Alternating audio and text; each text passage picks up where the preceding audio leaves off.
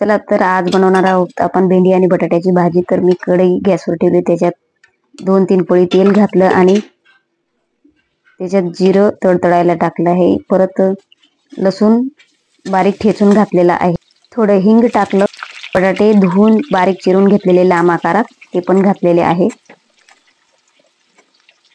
बटाटे चांगले परतून घेऊन त्याच्यावर झाकण ठेवणार आहे।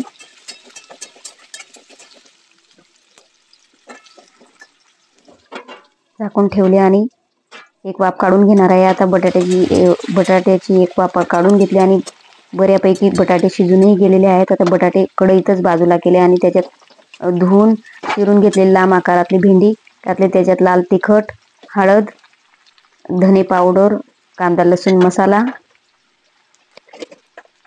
आणि मीठ आणि अर्ध्या लिंबाचा रस पिळून घातला आणि चांगलं परतून घेतले। चांगले परतल्यानंतर हे झाकून ठेवणार आहे शिजण्यासाठी।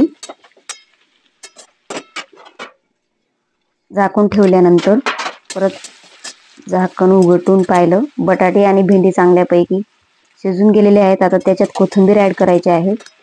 कोथिंबीर पण धुवून बारीक चिरून घेतलेली आहे, ती पण चांगली मिक्स करून घेतली, म्हणजे परतून घेतली भेंडीत। आणि आता परत अजून झाकून ठेवून देणार आहे।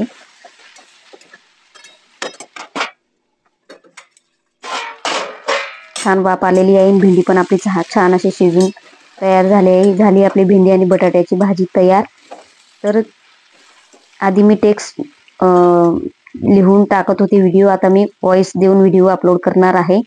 तर व्हिडिओला लाईक करा, चॅनलला सबस्क्राईब करा आणि व्हिडिओ शेअर करायला विसरू नका। छान अशी आपली भेंडी बटाट्याची भाजी तयार। रेसिपी आवडल्यास सपोर्ट करा। Thank you.